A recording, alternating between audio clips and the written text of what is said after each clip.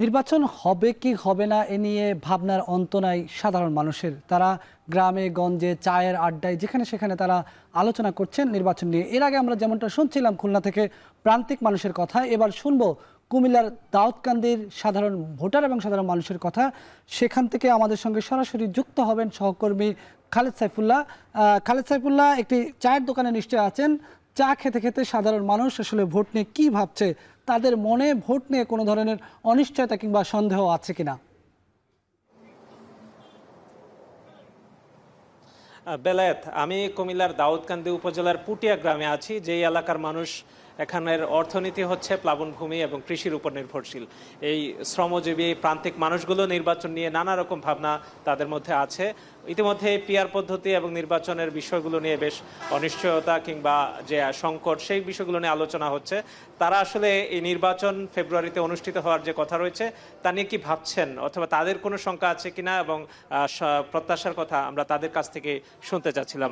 ফেব্রুয়ারিতে অনুষ্ঠিতব্য নির্বাচন নিয়ে আপনাদের প্রত্যাশা অথবা অনিশ্চয়তা আছে কিনা একটু জানাবেন। আগামী ফেব্রুয়ারিতে যদি নির্বাচন হয়ে যায় তাহলে গণতন্ত্র এবং মানুষের যে আশা আকাঙ্ক্ষা এটা সম্পূর্ণ বাস্তবায়িত হবে এবং মানুষের পূরণ হবে। এবং পিআর পদ্ধতি নিয়ে যে আলোচনা হচ্ছে, আপনার কি পিআরএ নির্বাচনটা যে হওয়ার বিষয় নিয়ে কি বলবেন, যে অথবা নাকি আগের মতোই? পিআর কি এটা তো একটা অজানা একটা গল্পের মতো এখন আমরা শুনি। পিআর আসলে এই সম্পর্কে আমাদের অতীতেও কোনো ধারণা ছিল না। এই পর্যন্ত আমাদের এটার সম্পর্কে কোনো ধারণা নাই, এটা আমরা বুঝি না, এটা আমরা চাই না। পিআর পদ্ধতি আমরা বুঝি না এটা কি। তাহলে আমরা চাই এই অবাধ সুষ্ঠু নিরপেক্ষ নির্বাচনের মাধ্যমে যারাই ক্ষমতা আসুক আমরা তাদেরকে সাধুবাদ জানাবো।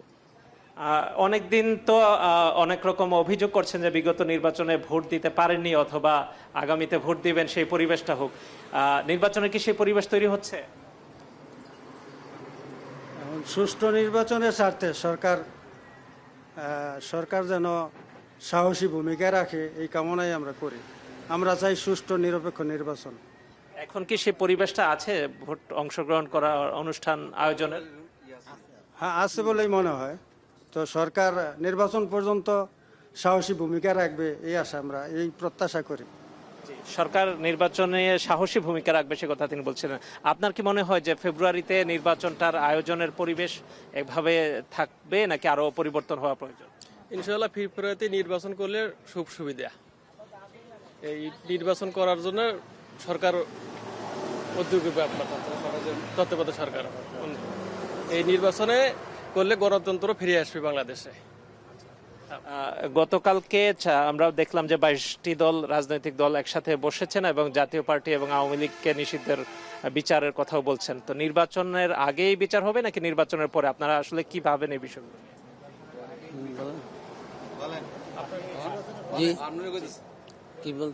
যে 22টি দল একসাথে বসেছিল, যা আওয়ামী লীগ এবং জাতীয় পার্টির বিচারের কথা বলছেন, এই বিষয়গুলো নিয়ে আপনারা আসলে কি মনে করেন?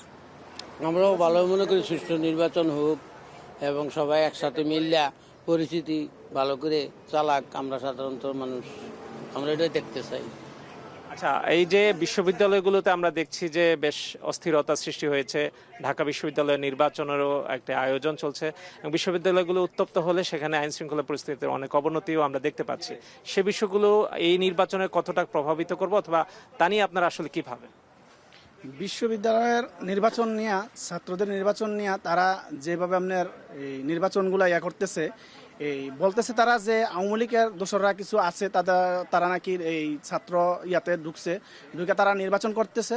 তো আমি মনে করি যে আওয়ামী লীগ ফেসিবাদ সরকার বিগত 17-18 বছর যেভাবে সাধারণ জনগণরে আপনার ধোঁকা দিয়েছে, তাইলে আমরা মনে করি আওয়ামী লীগ সরকার যাতে বিগত দিন যেভাবে আমাদেরকে ধোঁকা দিছে, এইভাবে যাতে আমরা ধোঁকা না খাই সাধারণ পাবলিকরা, আমরা এটার দিকে আশ্বাস এবং আমরা সরকারের কাছে এটা প্রার্থনা করছি যাতে আমরা এরকম ধরনের কোনো আশা ইয়া না হয়। সুষ্ঠু নির্বাচন আমরা চাই। আমরা সুষ্ঠু নির্বাচন আমরা চাই। যেই ফেব্রুয়ারিতে যেই ঘোষণা দিয়েছে নির্বাচনের, এই নির্বাচনটা আমরা চাই। যার কারণ এই তত্ত্বাবধায়ক সরকার দিয়া দেশ চলে না।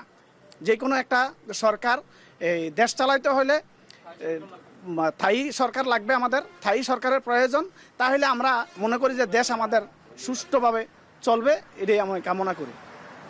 নির্বাচন নিয়ে আসলে এই প্রান্তিক মানুষগুলো তাদের ভাবনার কথাই বলছিলেন যে ফেব্রুয়ারিতে যে আসন্ন নির্বাচনের কথা বলা হচ্ছে তারা যেন ভোট দিতে পারেন এবং গ্রহণযোগ্য সুষ্ঠু সুন্দর নির্বাচন আয়োজন হয় সেই প্রত্যাশা, এবং তারা আইন শৃঙ্খলা পরিস্থিতিরও উন্নতি কামনা করছেন।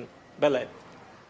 ধন্যবাদ খালেদ সাইফুল্লাহ। আমরা জানছিলাম সাধারণ মানুষের কথা, তারা ঠিক যেভাবে তাদের ভাবনাগুলো তুলে ধরেছেন, নিশ্চয়ই আগামী জাতীয় সংসদ নির্বাচনে তাদের ভাবনার মতোই হোক। দেশে 12.5 কোটি ভোটার রয়েছেন, এই 12.5 কোটি ভোটারেরই প্রত্যাশা একটি সুন্দর নিরপেক্ষ সুষ্ঠু নির্বাচন অনুষ্ঠিত হবে।